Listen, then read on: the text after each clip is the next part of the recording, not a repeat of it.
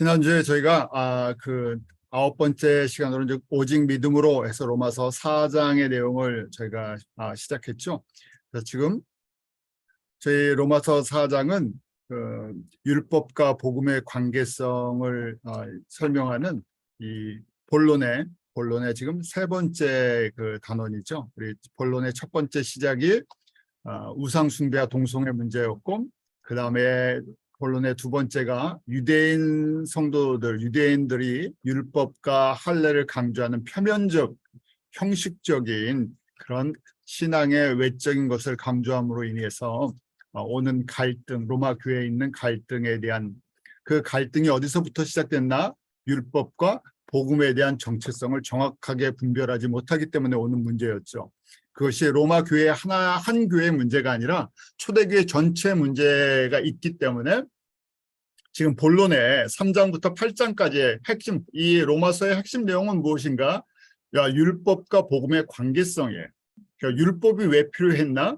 우리가 하나님 앞에서 창조 목적에 벗어난 죄인이라는 것을 깨닫게 하고, 그 율법으로 우리는 하나님 앞에 의로워질 수 없다는 것 알게 하셨죠.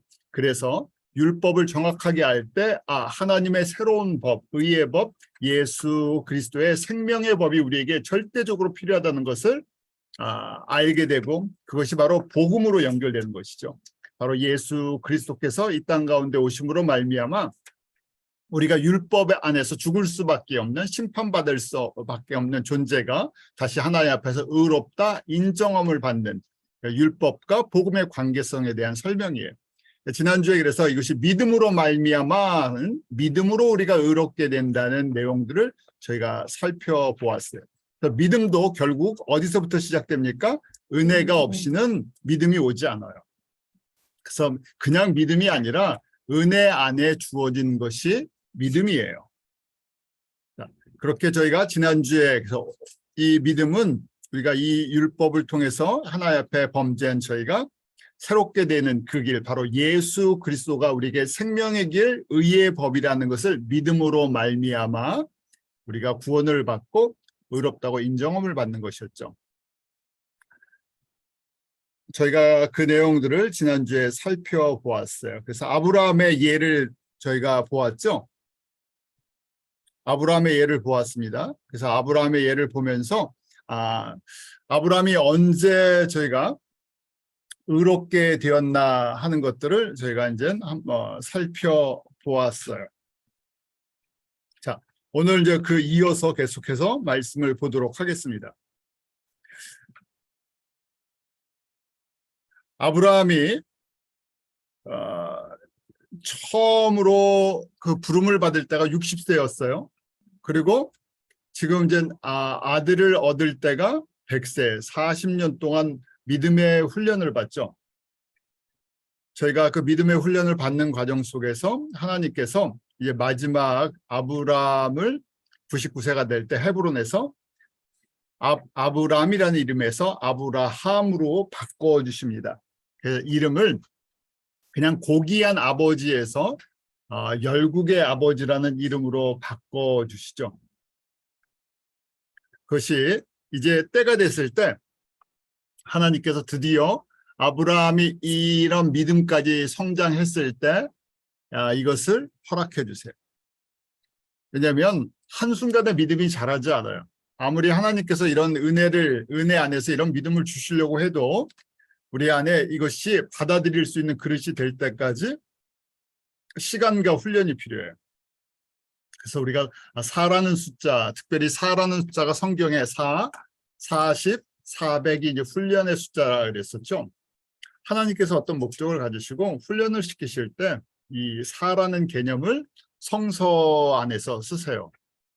아브라함도 개인적으로 마찬가지예요. 60세 갈대아 우르에서 부름을 받고 40년이라는 시간이 채워졌을 때 이제 드디어 약속의 아들을 주십니다. 이때 비로소 이름을 바꿔주세요. 진작 바꿔주셔도 되잖아요. 갈대아 우르에서 떠날 때 너는 이제 아브라함이다 그러면 좀 비전을 갖고 갈 텐데, 그때는 뭐 이름을 바꿔줘도 그런 비전을 가질 만한 그릇이 되지 않아요.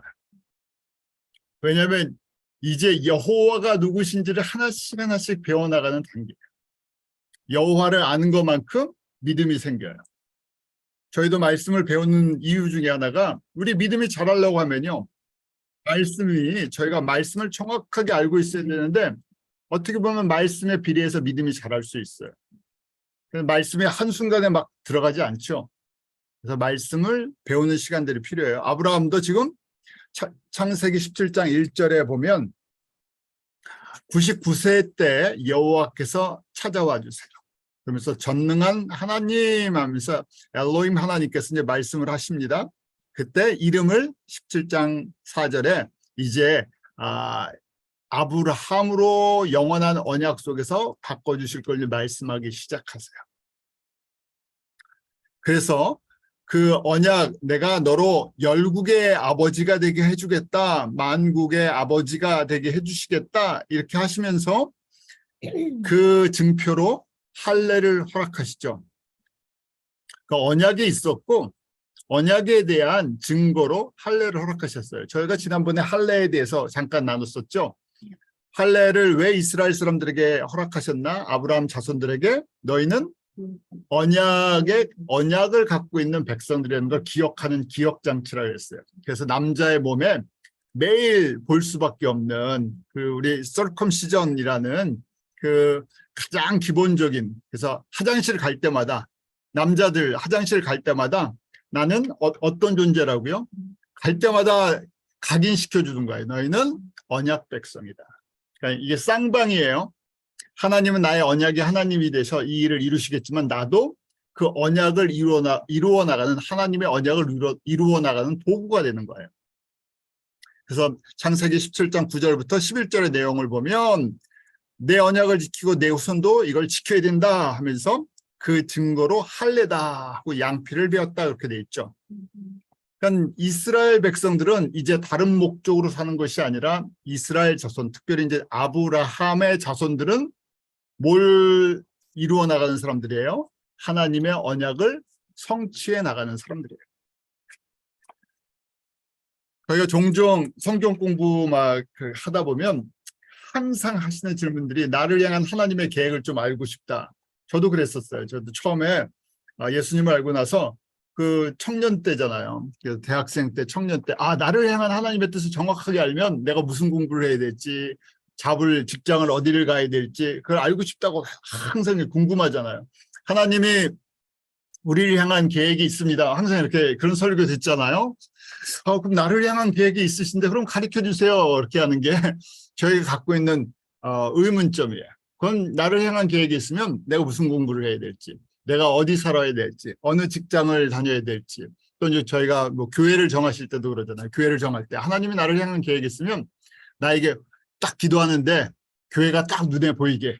그래서 저희가 뭐 지나가다가 갑자기 교회가 보면 이 교회를 하나님이 나에게 보내주시는 건가 뭐 이렇게 생각할 수도 있어요. 제가 근데 몰라요. 그렇잖아요. 주셔도 모르고 가르쳐 주셔도 그게 긴가민가 해요. 그래서 항상 그런 고민이 있는데 근데 답은 주셨어요. 무슨 답을 주셨어요? 지금 아브라함에게 어디 가서 정확하게 살아야 되는지는 한 번에 안 가르쳐 주셨어요. 가나안 땅을 주신다고 하셨는데 가나안 땅 아직 안 주셨어요. 가나안 땅은 사실은 이 땅을 주시겠다고 땅은 다 돌아다니면서 이사 다니면서 보여주셨는데 이 땅은 언제 주셨어요? 여호수아 때 500년 지나서 주시는 거예요. 그냥 하나님이 어떻게 약속하시고 일하시는지를 저희가 말씀을 통해서 배우는 거예요. 하나님의 그릇은 1, 2년을 두고 말씀하실 수도 있고 500년, 1000년을 두고 말씀하실 수도 있고 자, 또 중요한 거예요. 제가 말씀을 통해서 보니까 이 땅의 것을 두고 말씀하시는데 사실은 어디를 두고 말씀하시는 거예요? 새하늘과 새 땅을 두고 말씀하시는 거예요. 그러니까 저희가 뭘 말씀하시는지를 정확하게 이해해야 하나님이 일하시는 방법들을 저희가 이해해요. 그러면서 이스라엘 사람들 너희는 이제 이 땅에서 나를 위한 존재다 하는 것을 택해서 가르쳐 주셨어요. 그래서 너희는 내가 너로 열국이 모든 민족이 아브라함에게 주셨던 언약이죠. 모든 족속이 너로 인해서 복을 받을 것이다. 너는 복의 통로가 될 것이다. 복을 캐리하는 민족들이에요. 근데 그 복이 무슨 복인지 정확히는 몰랐어요. 그러면서 지금 언약인데 내가 너를 통해서 복이 세상의 만민에게 퍼져나가는 것을 이루어 나갈 것이다. 그 일을 이루는 뭐라고요? 도구라는 얘기예요. 정확하게 가르쳐 주셨어요. 저희에게도 정확하게 가르쳐 주셨어요. 저희가 어느 교회를 다니시 앞에 어떤 교회 이름이 붙어도 상관이 없어요. 저희가 교회 성도라는 이름을 갖고 있어요. 그러면 저희를 향한 하나님의 계획은 분명하게 나와 있죠. 어디에 나와 있습니까? 저희 사도행전 1장 8절 아주 사도행전 할 때 그냥 저희가 그냥 귀가 아프도록 들었었죠. 왜냐하면 예수님께서 이 땅에 교회를 세우실 때 그게 교회 앞에 이름이 뭐 예루살렘 교회가 됐든 안디옥 교회가 됐든 무슨 교회가 됐든 교회 이름 앞에 어떤 이름이 붙어도 교회를 세우신 목적이 무엇입니까? 이 땅 가운데 예수 그리스도의 증인들로 불러주셨습니다. 저희를 향한 계약은 똑같아요. 구약의 백성들은 복의 통로가 되게 하셨다고 해서 굉장히 추상적이에요. 어떤 복인지 몰랐어요. 신약의 백성들은 똑같은 복의 통로인데 정확하게 가르쳐 주셨어요. 너희들이 복의 통로인데 무슨 복이요? 예수 그리스도의 복을 나눠주는 예수 그리스도를 나눠주는 사람들이라는 거예요. 사람들에게 제일 큰 복은 예수 그리스도를 아는 복, 예수 그리스도 안에서 저희가 지금 로마서 시작하는 거죠. 죄의 문제를 해결하는 이거. 그리고 이것으로 끝나지 않고 우리를 통해서 하나님의 창조가 완성되어 가는 거예요. 그래서 구약의 성도들이 육체의 할례를 받았으면 저희는 어디에 할례를 받았다고요? 마음의 할례를 받았어요. 어떻게 확인해요? 말씀을 통해서 확인해요. 성령님께서 그것을 우리에게 가르쳐 주세요. 자, 그래서 구약은 신약에 대한 그림자다 이런 표현을 쓰죠. 그래서 구약을 잘 이해하셔야 돼요. 아브라함은 유대인의 조상이 됐고 은혜를 받아서 의롭다고 인정을 받았어요.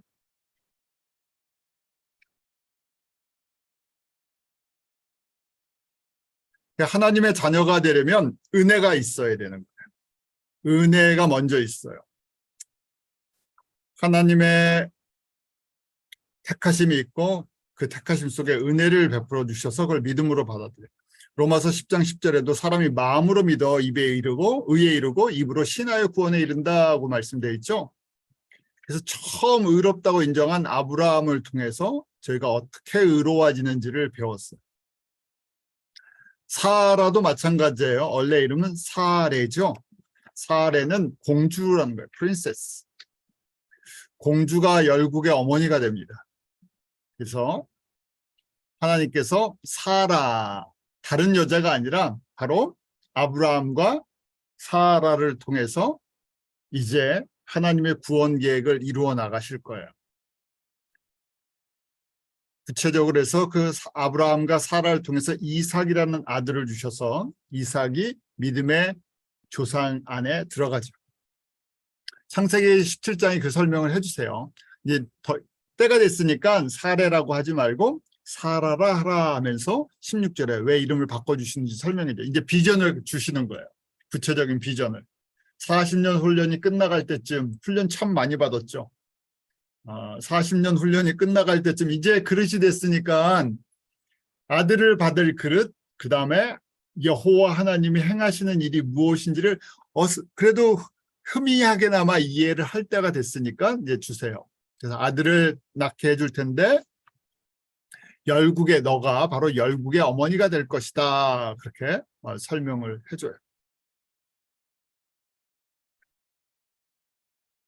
그래서 저희가 아는 것처럼 아들의 이름을 이삭이다 이제 해주시죠. 이름을 정해주셨어요.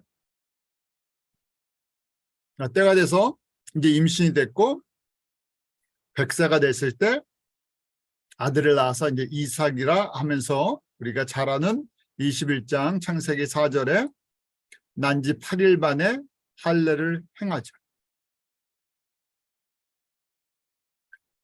그래서 이 유대인들이 주장했던 할례는 결국 처음 할례를 행했던 아브라함이 할례를 받기 전에 할례가 있기도 전에 의인으로 인정을 받은 거죠. 이 이야기는 저희도 이방인들도 믿음으로 말미암아 의롭다고 인정을 받을 것을 미리 그림자로 가르쳐 주신 거예요. 그래서 저희가 신앙생활을 하다 보면 저희가 익숙해져서 그런 질문 잘 이해하는데, 그런 분들도 계시죠. 세례 받아야 뭐 구원받은 겁니까? 뭐 세례랑 구원이랑 혼돈하시는 분들 계세요. 세례를 안 받아갖고 뭐 그러시는데, 세례도 똑같은 거죠. 이스라엘 사람들이 물 세례 받기 전에 이미 유월절 어린 양을 통해서 그 피로 구원을 받았죠. 그래서 세례는 구원받은 백성에 대한 선포식이다, 이렇게 얘기할 수 있어요. 그래서 사실은 세례를 받든 안 받든 구원이랑 아무 상관이 없죠. 세례는 일종의, 나는 이제 사람들과 교회 앞에서 나는 이제 예수 그리스도의 생명을 얻어서 하나님의 백성으로 살아가는 사람입니다 하는 자신의 아이덴티티를 정확하게 선포하는 그런 의식이죠. 할례도 그런 거죠. 할례를 받아서 구원을 받은 것이 아니라, 할례를 받아서 의로워진 것이 아니라, 언약 백성, 이제 앞으로 나는 언약 백성으로 살아가겠습니다는 그 약속에 대한 증표예요. 자, 그래서 구약에 있는 이런 내용들, 우리 구약 성경, 특히 구약 성경에 나오는 사건들이나 인물들이 예수 그리스도에 대한 그림자다, 모형이다, 또 하나님 보좌에 있는 모형이다, 이런 표현을 써요. 히브리서 전체가 그런 내용이에요. 히브리서는 유대인들, 구약의 율법이나 전통을 잘 알고 있는 유대인들에게 그 구약의 전통과 율법과 규례들이 무엇을 상징해 주는지를 설명해 주는 거예요. 그래서 구약에 있는 것이 하늘에 있는 거에 모형, 카피, 아니면 그림자, 섀도우라고 설명을 하죠. 히브리서 8장 5절이에요. 저희가 섬기는 것은 하늘에 있는 것의 모형과 그림자라. 구약 성도들에게 가장 중요했던 것이 이제 성막, 그 다음에 성전으로 바뀌었죠. 눈에 보이는 성전이 이스라엘 사람들에게 가장 중요했어요. 그래서 예수님이 오셨을 때 사람들이 항상 어떤 이슈가 있었어요. 그 예수님이랑 이 갈등이 있을 때 이스라엘 사람들은 항상 성전을 위대하게 봤어요. 구약의 여호와의 이름으로 오신 예수님보다, 예수님이 오셔서 많은 표적과 기적을 보여주시고 하나님의 아들이신 걸 증거해 주셔도 그들이 그동안 이 솔로몬 때부터 섬겨왔던, 1000년 동안 섬겨왔던 이 성전의 그림자를 벗어나지 못하죠. 그림자가 더 소중했어요. 지금 설명을 해주는 겁니다.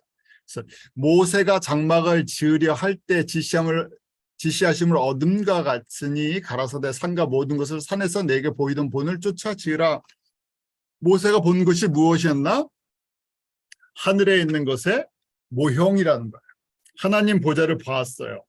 근데 그거에 대한 모형도를 가지고 성막을 만들었다는 거예요. 정확하게 그 치수대로요. 히브리서 9장 9절도 또 이렇게 설명하죠. 이 장막은 현재까지의 비유다, illustration이라고 표현되어 있죠. 그래서 이 비유, 그림자, 모형을 가지고 예물과 제사를 드리면 어떻게 된다고요? 아무 효과 없다는 거예요. 왜요? 저희가 한국 사람이 하는 그림의 떡이기 때문에. 아무리 그림의 떡이 맛있게 보여도 그것은 우리에게 진짜 양식이 되지 않잖아요. 그런 거예요. 비유, 이 illustration, copy, shadow인데 이거는 진짜 죄를 사하는 능력이 있지 않아요. 이렇게 할 걸 미리 보여주는, 저희가 프리뷰, 예표다, 이런 거잖아요. 그러니까 구약에서 소중하게 여겼던 것이 다 뭐라고요? 그림자라는 얘기예요. 실체가 아니고 실체에 대한 그림자에 불과해요. 히브리서에서 이 내용을 가르쳐 주는데 사람이 갖고 있는 약점이에요. 저희 하나님의 백성이라고 하는데 저희가 실체를 모르면 뭘 따라가요? 저희가 그림자 신앙을 따라가요. 왜 그림자를 따라갈까? 그림자는 우리 육체로 보이는 거기 때문에. 그림자라는 게 뭐냐면요, 우리 육신의 눈을 가지고 볼 수 있도록 만들어 놓은 거예요. 왜요? 영의 눈을 뜨고 지금 저희가 이 순간에 하나님 보좌가 보입니까? 안 보여요. 그렇잖아요. 그런데 여기다가 하나님 보좌의 모습은 이런 거야 하고 모세의 성막을 딱 갖다 놓으면 어떻게 돼요? 보이죠? 아, 이게 보여요. 아, 이렇게 생겼구나. 그러니까 그다음부터 사람들이 뭘 더 의지해요? 육신의 눈에 보이는 걸 의지해요. 왜? 우리가 갖고 있는 약점이에요. 그래서 구약의 성도들도 그렇고 신약의 성도들은 더더욱이나 예수님이 오셨는데도 불구하고 예수님이 눈에 안 보이니까 지금 안 보이잖아요. 그러니까 저희가 말씀을 통해서 예수님에 대해 저희가 배우고 이 말씀이 이제 믿음으로 성장을 해야 되는데 저희도 똑같은 약점이 있어요. 그래서 눈에 보이는 걸 따라가고 싶어요. 눈에 보였으면. 전도할 때도 그러잖아요. 예수님이 지금 당장 내 눈앞에 나타나면 어떻게 된다고요? 내가 예수님 믿겠다. 예수님이 당장 눈에 보이는 무슨 기적을 행해 주시면 내가 믿겠다. 그러면 맨날 기적을 베풀어 주십니까? 매일 기적이 베풀어 주면 뭐라 그러죠? 기적이 아니다 그러죠. 일상이 돼요. 매일 기적이 일어나면. 그러면 일상이 되잖아요.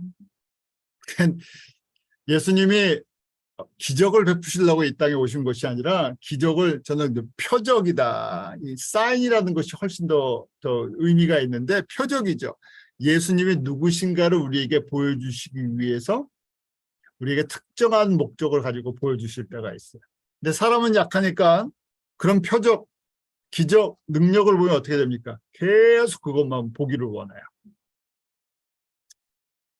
예배 때도 그렇고 저희가 치유 사역 하시는 분들은 어떻습니까? 매주 치유 사역을 해야 돼요. 사람들이 그걸 요구해요. 매주 치유 사역이 안 나타나면 사람들이 불안해하고 믿음이 떨어지고 그러니까 이제 사역의 주체가 바뀌어버려요. 왜냐하면 우리가 지금 그림자를 선호하는 이런 모습이 있어요. 구약의 이제 모든 것들이 이제 그림자다 이렇게 설명을 드렸었죠. 구약에 나오는 사건들. 그래서 구약 성경을 여러분들이 이해하실 때 구약이 어려울 때가 있어요. 근데 구약의 사건들이나 선지자들이 예언한 모든 내용들이 신약의 예수 그리스도를 통해서 이루어질 것에 대한 그림자예요. 그렇게 저희가 이해를 하시면 훨씬 이 구약의 그림이 이제 보여지기 시작해요. 그래서 특별히 이제 애굽에서의 노예 생활을 통해서 저희가 이 땅에 성도들이 어떤 삶을 살아가는지를 보여주십니다. 실제적인 나라 안에서 이스라엘 사람들이 애굽에 종살이하는 걸 보여주셨어요. 창세기 15장 13절에 보면 아브라함에게 미리 말씀하셨죠. 너희 자손이 이방에서 객이 되어 그들을 섬기겠고 400년 동안 내 자손을 괴롭히리니 하면서 나중에 4대가 지나서 이제 나올 것이다 하고 이제 말씀해 주셨어요. 모세를 통해서 출애굽할 것을 아브라함 때 예언해 주십니다. 그러나 500년 후의 일이에요. 왜 이걸 보여주셨나? 애굽은 그 당시로 이제 설명을 하면 사단이 지배하는 이 세상을 보여주는 거예요. 그러니까 우리가 살고 있는 거에 축소판이 애굽이었어요.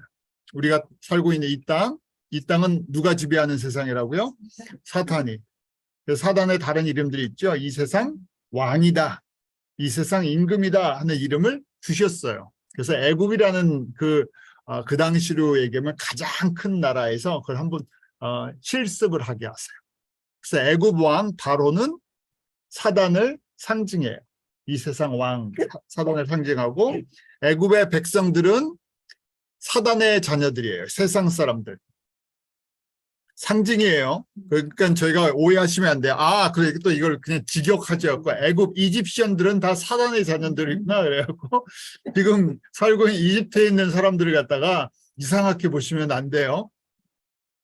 자, 상징이라고요. 비유.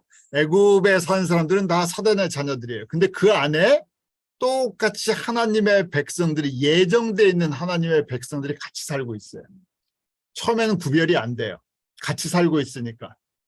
저희로 얘기하면 똑같은 미국 시민권자들이에요. 그런데 그 안에 예정돼 있어요. 이스라엘 사람들이. 근데 사는 건 뭐예요? 노예로 살고 있어요. 그래서 어떻게 이 사람들이 자유하게 됩니까? 유월절 어린 양의 피로 말미암아 자유케 돼서 이제 출애굽하죠. 그래서 요 과정, 요 그림을 통해서 어떻게 세상에서 사단의 지배하는 이 마귀의 세상에서 하나님의 백성들을 따로 건져서 약속의 나라를, 하나님의 나라를 이루어 나가실까 하는 것을 예고편으로, 그림자로 애굽과 출애굽, 광야와 가나안을 정복하는 과정을 보여주셨다는 거예요. 오랜만에 이 도표 보시죠? 네. 네. 이건 머릿속에 그냥 안 보고도 그리실 수 있으셔야 돼요.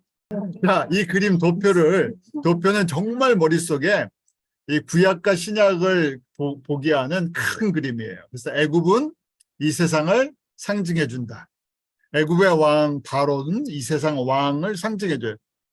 그다음에 애굽 나라 사는 사람들은 다 세상 사람들이에요. 그 안에 하나님의 백성들이 숨겨져 있어요. 누군지 몰라요. 그러니까 저희가 복음을 전하면 반응하는 사람들이 있는 거죠. 자, 그래서 유월절 어린 양 예수 그리스도의 피로 말미암아, 은혜예요. 은혜로 저희가 이제 구원을 얻고 홍해를 건너죠. 그래서 홍해를 건너는 것은 무슨 사건이다? 세례를 받는 사건이다. 홍해를 건너는 세례를 받는 사건이다. 제가 설명한 게 아니죠. 제가 주장하는 이론이 아니에요, 이거는요. 사도 바울이 가르쳐 준 거예요. 홍해를 건너는 사건은 우리한테는 세례를 받는 거다. 왜요? 이제 하나님의 백성으로 살아가는 공동체입니다고 선포하는 거예요. 세상이랑 단절됐습니다. 우리는 삶의 목적이 다릅니다. 부름받은 하나님의 사람들입니다. 그래서 광야에 들어왔죠. 그래서 광야에 들어온 것이 광야 성도예요. 여기서부터 우리 크리스천들이에요. 생명이 있어요. 광야 40년 동안 생명을 얻었는데 하나님의 나라를 건설하는 데는 부족해요. 왜요? 양다리 걸치는 특징이 있죠. 왜냐하면 아직 세상에서 건짐을 받았는데 그 은혜를 깊게 깨닫지 못해요. 그래서 틈만 나면 어떻게 돼요? 아, 옛날이요. 조금만 예수 믿고 힘들어지면 어떻게 돼요? 아, 옛날이요. 내가 옛날에 그냥 옛날로 돌아가서 애굽에 사는 게 더 좋겠다. 애굽에 살아서 애굽에 가면 무슨 생각이 나요? 거기서 먹던 고기와 음식과 향락과, 그러니까 이걸 버리지 못해서 틈만 나면 이쪽이랑 저쪽을 갖다가 적당히 유지하면서 살아가요. 그래서 하나님이 40년 동안 옷 벗는 훈련, 옛날 때 벗는 훈련을 하는데 저희 광야 출애굽을 한 1세대들 중에서 이 가나안 땅 정복하는데 넘어간 사람들이 있었나요? 2명뿐이 없었어요. 그래서 광야 이제 학교라고 우리가 이제 신앙 훈련하는 캠프라고 했으면 40년 신앙 훈련 시켰는데 그 모든 과정을 수료하고 졸업장을 받고 넘어간 사람은 남자 60만 중에서 2명이었다. 야, 그러면 들어갈 수 있는 겁니까? 도대체 못 들어가는 겁니까? 못 들어가는 건 아니죠. 은혜로 들어가요. 교육 과정이 굉장히 단순한데 저희가 그 광야 훈련 교육 과정은요. 저희가 뭐 군대나 옛날 그 학생 때 교련 시간이 있었어요. 그래서 뭐 제식 훈련한다고 앞으로 가 하면서 걷는 연습 제일 많이 시키는데 광야 훈련은 걷는 연습이다 보시면 돼요. 시키는 대로 걸어야 되니까. 내가 걷고 싶은 대로 걷는 게 아니라 여호와의 명령대로 따라 여호와 동행하는 삶을 살아야 되는데 그렇게 살아본 적이 없어요. 왜요? 애굽에서 어떻게 살았으니까요. 내가 왕같이 내가 내 마음대로 살았는데 갑자기 말씀대로 살라 그러는 거예요.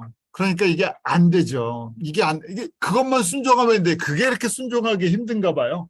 그래서 그 순종을 60만 중에서 2명만 해요. 먹여주고 재워주는데 그것도 안 돼요. 그래서 만나와 메추라기를 주시고 물을 주시는데도 눈에 보이지 않으면, 왜냐면 내 눈에 보이지 않으면 불안해지죠.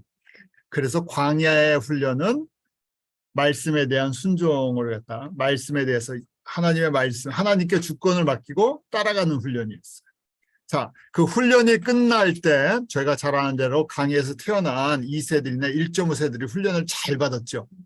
세상에 물이 적게 들어서 훈련받기가 쉬웠다 하고 이제 저희가 보는데, 은혜로 이제 훈련을 마치고 요단강을 건너고 다시 가나안을 정복하는 성도들이 됩니다.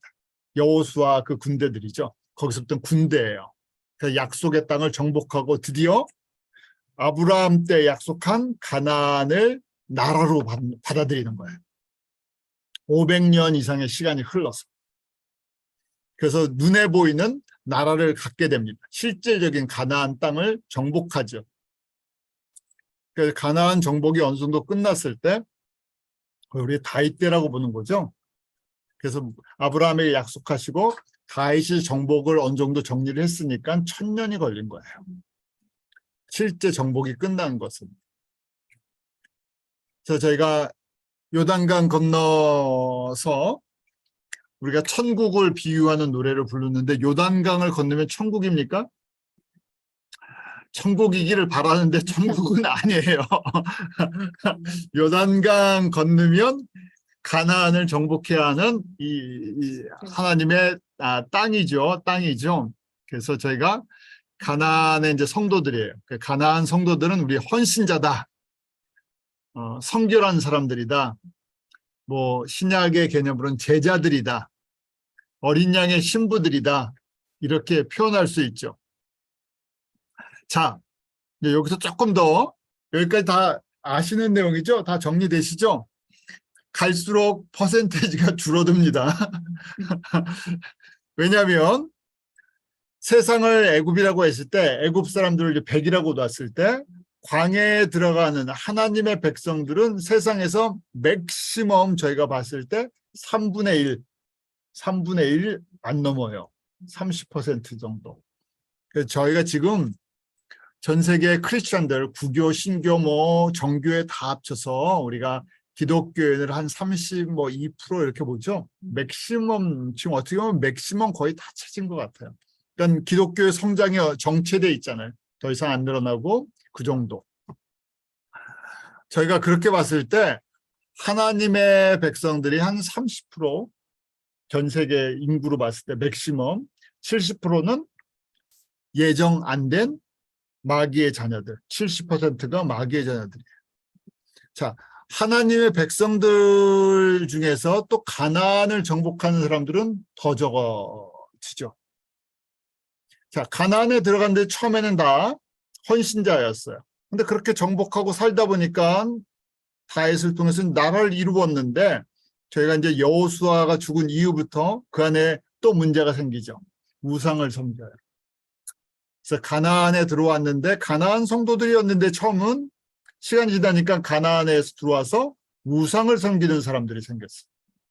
가나안에 살면서 끝까지 신실하게 하나님의 말씀을 의지하며 살아가는 성도들이 있다는 걸 또 알게 됐어요.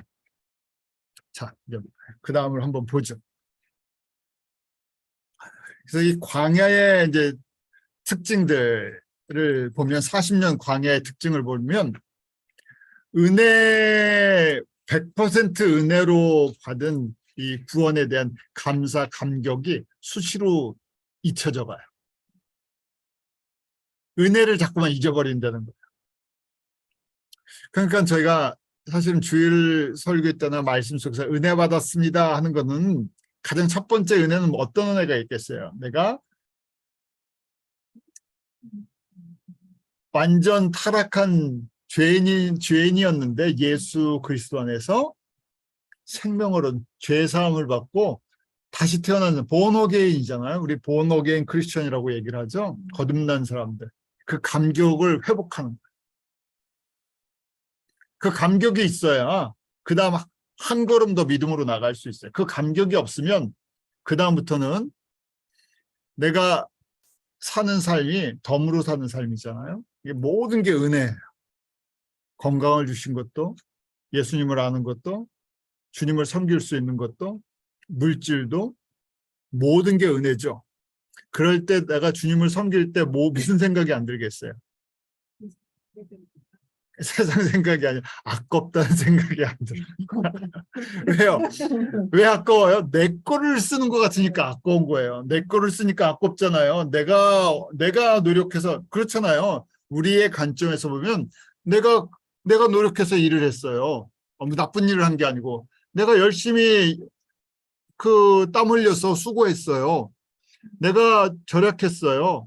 내가 열심히 준비했어요. 그런데 내 시간, 내 물질, 내 건강, 내 체력을 들여서 주님을 섬기니까 만약에 은혜가 없으면 무슨 생각이 들어요? 내 거를 드린 거예요. 그러니까 무슨 생각이 나겠어요? 본전 생각이 나죠. 본전 생각이 나잖아요. 우리 세상 계산법으로는 본전이에요. 내 건데 하니까 뭐예요? 어느 순간에 본전 생각을 해야 되니까 아까울 때가 있어요. 그러니까 무슨 생각해요? 불평할 수도 있고요. 원망할 수도 있고요. 그 시험에 들 수도 있어요. 그런데요, 다시 은혜로 돌아가죠. 죽었다고 건져냈더니요. 죽은 사람을 건져냈더니 나중에 보따리 내놓으라고 그러는데 보따리가 어디 있겠어요? 죽었다가 살아나는 감각이 계속 감격이 있다 그러면요. 감사할 뿐이죠. 그래서 저희가 농담으로 뭐 이렇게 하는 거지만 사실이 그렇죠. 그래서 11조를 드리는 것도 11조가 내 거에서 10분의 1을 드리는 겁니까? 아니죠. 예수님께서 무려 10분의 9를 나에게 주시고 10분의 1만 소유권이 누구에게 있는지를 기억하라고 저에게 요구하시는 거예요. 만약에 예수님께서 10분의 4를 나에게 드려야 된다 그래도 할 말이 없잖아요. 그래서 은혜는 내가 누구였던 어떤 존재였다가 어떻게 의롭다고 인정을 받았는지를 깨닫는 게 은혜죠. 민수기 14장 22절에 나의 영광과 애국과 광야에서 행한 나의 이적을 보고도 이같이 10번이나 나를 시험하고 내 목소리를 청종치 아니한 그 사람들이라고 돼 있죠. 광야에서 얼마나 말을 안 들었어요. 기적과 광야에서도 계속 보여주셨어요. 계속 건져주시고요. 만나도 주시고요. 메추라기도 주시고요. 물도 주시고요. 병도 고쳐주시고요. 전쟁에서 이기게도 해주시고, 큰 전쟁은 아니지만 그런데도 여기 보면 10번이나 나를 시험했다고 그랬어요. 10번이나. 만약에 예수님이 저희 같은 사람이라면 10번을 나를 배반하고 건져놨더니요. 계속 딴소리를 해요. 그럼 어떻게 하겠어요? 다시 저쪽으로 보내버리죠. 보내버리는 게 낫죠. 제가 참 사람들이 좋은 말 많이 만들어냈어요. 사람은 고쳐서 쓰는 게 아니다. 뭐 그런 말 좀 만들어냈죠. 고쳐지지 않는다는 얘기예요. 광야에서 보니까. 그럼 저희는 어떻게 합니까? 이 정도면요. 광야에서 어디로 다시 보내야 돼요? 애국. 너희들이 좋다는 애국 가서 살아라. 그래야 되겠죠. 근데 오래 참으시고 훈련을 또 하세요. 그걸 아신다는 얘기예요. 저희가 지금 몇 년째 훈련을 받고 있어요? 인간의 역사를 보면 6,000년의 지금 훈련을 받고 있고 내 개인으로 받으면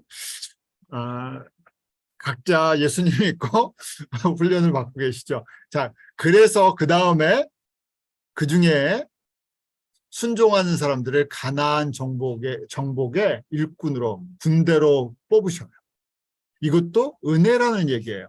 내가 정말 잘나서 그러니까 가나안을 정복하는 헌신자를 뽑으실 때 저희가 이제 만약에 레주메를 이력서를 낸다 그러면 우리의 배경을 보세요? 안 보세요. 우리 업적을 보세요? 아니요. 그 사람의 능력을 보세요? 아니요. 이런 게 아니라는 얘기예요. 이것도 은혜로 택하신 거예요. 은혜로 그 그릇을 주세요. 그 구원받은 율법을 알면요. 구원받은 은혜 자체도 어마어마한 거예요. 그렇잖아요. 그런데 여기다가 가나안을 정복하고 하나님의 나라를 세워나가는 직접적으로 일선에서 뛸 수 있는 기회를 주신다는 것은 더블 블레싱이에요. 여기까지 받는다 그러면. 약속의 땅을 정복하는 걸 우리가 신약적인 개념으로 전도하고 선교하는 거다, 이렇게 쉽게 설명할 수 있어요. 전도 선교다 그래서 뭐 길거리 나가서 그냥 예수 믿으세요 전도하는 거랑 뭐 교회에 세워서 건물 짓고 이런 거 전도 선교, 이렇게 너무 단순해하지 마세요. 예수 그리스도가 누구신가를 저희가 나누는 삶이에요. 그럼에도 불구하고 조금 전에 이스라엘 지도자들 중에서 하나님과 우상을 섬기는 사람들이 또 나와요. 시간 지나니까 또 영향을 받아요. 남유다와 북이스라엘의 역사를 여러분들이 기억하시죠? 양쪽에 20명의 왕들이 있었어요. 북이스라엘, 우리 북쪽에 있는 교회라고 생각하세요. 북쪽에 있는 교회의 지도자들 20명은 전부 다 우상을 섬겼어요. 한 명도 빠지지 않고. 그 북쪽에 있는 교회에, 저희가 이제 교회라고 얘기하면 교회 지도자들이 꿈꾸는 세상이 있었어요. 그들이 갖고 있는 비전, 하나님의 백성인데 어떤 비전이에요? 옆에 있는 나라들처럼 나도 잘 먹고 잘 사는 나라 만들고 싶다. 무슨 비전이에요? 하나님이 갖고 계시는 비전을 갖고 있지 않고 세상 사람들이랑 똑같은 걸 보고 그게 좋아 보이는 거예요. 왜 그런가 하면 저희가 예수님을 믿고도 직분에 상관없이 많은 성도들이 예수님을 믿고 그리는 삶이 세상에서 좋아 보이는 삶을 그리는 것이 너무너무 자연스러운 것인데 그것이 바로 우상 숭배라는 것이죠. 하나님의 나라가 정확하게 안 보여서요. 왜 하나님의 나라가 안 보일까? 영적인 세계니까요. 저희는 어떤 거를 보기를 좋아해요? 눈에 보이는 육신의 나라를 보기 좋아해요. 그러니까 그래요. 잘 보이는 옆에 것과 비교하고 싶죠. 남유다 중에서 6명이 우상을 파괴했어요. 일부. 20명 중에서 6명이. 그 사람들이 3대 아사, 4대 여호사밧, 8대 요아스, 9대 아마샤, 10대 우시야, 11대 요담. 이 사람들이 선한 왕들은 아니에요. 완전히. 근데 우상을 갖다가 타파하는 일에 어느 정도 관여를 해요. 그리고 그 20명, 남쪽의 왕 20명 중에 2명은 완전히 우상을 배격하죠. 그 13대 히스기야, 16대 요시야. 사람들이 보기에는 이스라엘이란 나라를 주셨을 때 어떤 나라를 만들고 싶어서요.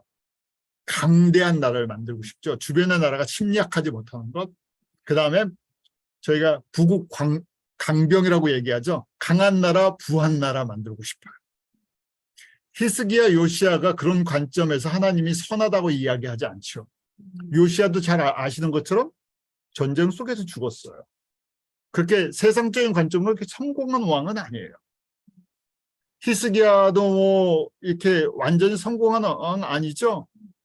주변 나라 때문에 늘 기도하고 신경 쓰이고 그 힘이 그렇게 강하지 않았었어요. 그런데 두 왕이 하나님 보시기에 선한 왕이에요. 왜요? 우상을 배격했어요. 왜냐하면 이 나라는, 이스라엘이라는 나라는 어떤 나라인가? 지금 예수 그리스도를 준비하는 나라예요. 이 땅 가운데 하나님의 백성, 하나님의 나라를 상징적으로 만드는 거예요. 세상이랑 가치관과 세계관이 다른 나라. 그래서 진짜 왕은 히스기야도 요시야도 아니고 누가 왕이세요? 여호와가 왕이신 것이에요. 자, 이게 그림자라는 얘기예요. 이걸 그대로 저희가 교회로 갖고 들어옵니다. 교회는 예수님이 우리의 머리 되세요. 우리의 왕이세요. 우리는 이 땅에서 세상 사람들처럼 살아가는 사람들이 아니라 목적이 있어서 부름을 받은 사람들이에요. 그 목적은 무엇인가? 언약의 표징으로 할례를 받는 것처럼 너희들은 복을 나눠주는 사람들이다. 우리는 예수 그리스도의 생명을 나눠주는 사람들이다. 그런 의미에 보면 저희는 그렇게 보는 거죠. 직업을 갖고 세상에 나가서 활동을 하시는 직업 사역자랑 저같이 직업 자체가 목사라는 그냥 풀타임 사역자 이렇게 구별할 수 있어요. 그래서 저희가 선교지도 내가 일하는 직장도 선교지가 될 수 있고 직장 선교라고 얘기하는 거죠. 선교지가 될 수 있고 그다음에 해외에서 사역하시는 그분들이 또 사역지가 거기가 될 수 있어요. 지리적인 개념도 예루살렘에서부터 온 세상이에요.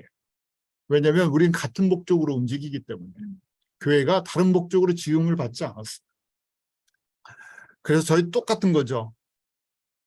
어떤 왕을 원하시나 다른 것을 의지하지 않는 여호와만 의지하는 왕들. 저희도 마찬가지죠. 우리의 왕이 누구신가? 예수 그리스도의 은혜와 예수 그리스도를 우선순위로 두고 살아가는 사람들. 그럼 약속하시죠. 마태복음 5장, 6장, 7장 산상수훈에 너희가 나한테 다 모든 것 먼저 그의 나라와 그의 의를 구하면 나머지는 책임져 주신다는 거잖아요. 책임져 준다고 그냥 하늘만 바라보고 있으면 뚝 떨어지는 게 아니죠. 저희를 세상에 보내셨어요. 그래서 일할 수 있게도 해주셨고 직장도 허락하시고 건강도 허락하셔서 살게 하시는데 근데 우리의 삶의 목적이랑 방향성이 다르다는 거예요. 그런 걸 원하시는 거죠. 20명의 남유다의 왕들이에요. 솔로몬 이후에. 저희가 보는 것처럼 근데 그중에 2명만이 철저히 어려운 환경 속에서도 여호와만 의지했죠. 우리 13대 히스기야랑 그 다음에 16대 요시야. 요시야가 죽은 이후에 그 아들 때 나라가 멸망해버려요. 이미 이 크게 보면 하나님의 이제 주권 가운데서 이제 바벨론에 훈련을 받을 때가 됐어요. 그 정도로 우상 숭배가 가득 차버렸다는 얘기예요. 가나안에 들어왔지만 남유다조차도 왕들이 다 우상 숭배에 빠져버리니까 당연히 백성들도 우상 숭배하는지도 모르고 다 우상 숭배를 하죠. 북이스라엘은 말할 것도 없고요. 북이스라엘은 722년에 아수르에 의해서 이미 한번 훈련을 받는 징계를 받죠. 그래서 우리가 의인은 무엇으로 산다고요? 믿음으로 사는데 어떤 믿음이요? 예수님이 누구신가? 예수 그리스도를 믿음으로 말미암아 의로워진다는 거예요. 그래서 로마서 1장 17절에 복음에는 하나님의 의가 나타나서 믿음으로 믿음에 이르게 하나니 기록된 바 오직 의인은 믿음으로 말미암아 살리라냐? 아무 믿음이 아니라 여호와가 누구신가? 여호와가 어떤 분이신가 하는 거예요. 예수님이 나의 죄와 허물을 완전히 덮어주실 수 있는 분, 갚아주실 수 있는 분, 이미 갚으셨던, 속량하셨죠. 대속하셨죠. 십자가에서. 그걸 믿는 거예요. 그 다음에 그것으로 끝나지 않고 하나님께 더 가까이 나아가는 사람들, 여호와의 말씀을 주야로 묵상하고 순종하는 사람들, 그 사람들에게 베푸시는 더 큰 은혜가 있어요. 구원받는 은혜와 성결해지는 은혜, 거룩해지는 은혜. 그래서 저희가 크게 성도들을 한번 구원받은 사람들 평생을 광야에서 그냥 훈련만 받다가 광야학교 졸업 못하고 거기서 살아가는 사람들. 광야학교도 만약에 40년이라고 생각하면 40단계가 있다고 생각할 수도 있죠. 그 학교도 굉장히 등급이 굉장히 많아요. 자, 광야의 성도들은요. 가나안 성도들이 누리는 은혜를 알지 못해요. 그런데 이것도 마찬가지죠. 계속 자라야 되는데 이 안에 이 과정들을 안 보이는 반들이 더 많으세요. 가나안에 들어왔지만 중간에 어떻게 돼요? 또 우상을 섬기는 사람들이 또 생겨요. 가나안 성도들 중에서 끝까지 우상을 섬기지 않는 사람들이 있어. 이런 은혜가 있다는 거예요. 은혜예요. 왜냐하면 내가 노력해서 얻는 게 아니기 때문에. 그런 믿음을 주시는 거예요.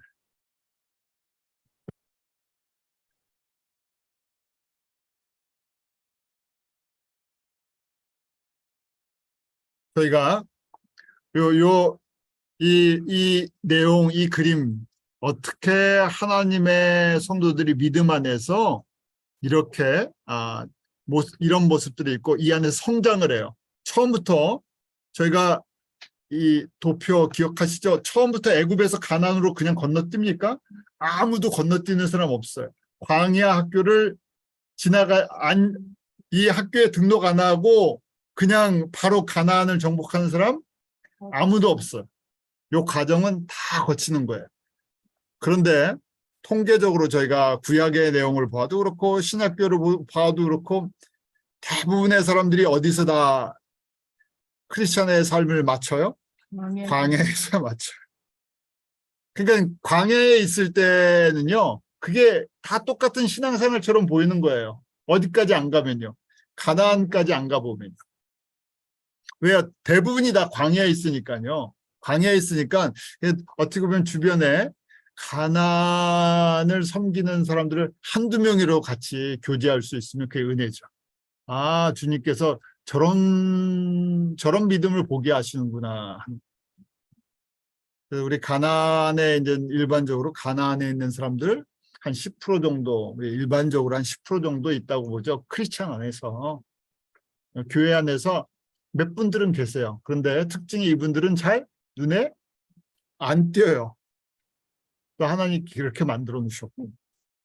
저희가 이 그림을 보면서 이것도 하나님께서 은혜에 따라서 또 은혜 안에서 믿음의 분량도 주시는 게 다르세요. 그래서 성장도 꼭 이 과정을 겪어야 돼요. 여호수아 갈렙도 광야를 지나서 가나안을 정복하는 사람들이었죠. 이분 광야에서 태어난 2세들도 훈련을 받은 거예요. 근데 잘 순종하는 은혜를 받았어요. 그래서 그 가나안을 정복하는 군대에 들어가게 됐죠. 저희가 이렇게 말씀을 배우고 있다고 할 때 저희한테 주는 도전이죠. 이 그림을 보았으니까 저희는 최소한 무슨 가능성이 있어요? 가나안에 있다는 것을 저희가 보고 소망을 갖게 되는 거예요. 주변에 그렇게 뛰시는 분들을 보면서 저렇게 헌신하는 거구나. 저렇게 주님을 섬기는구나. 주님께 저렇게 함께 하시는구나. 그래서 저희가 서로 격려해 주는 거죠. 왜요? 눈으로만 보는 게 아니라 말씀 속에서 정말 그렇습니까? 하는 것을 우리가 말씀 속에서 확인하는 과정이에요. 또 저희가 오늘까지 말씀 또 여러분들이 로마서를 읽으시면서 또 묵상을 통해서 이것이 영의 양식이 되는 은혜가 있기를 원합니다. 기도하겠습니다.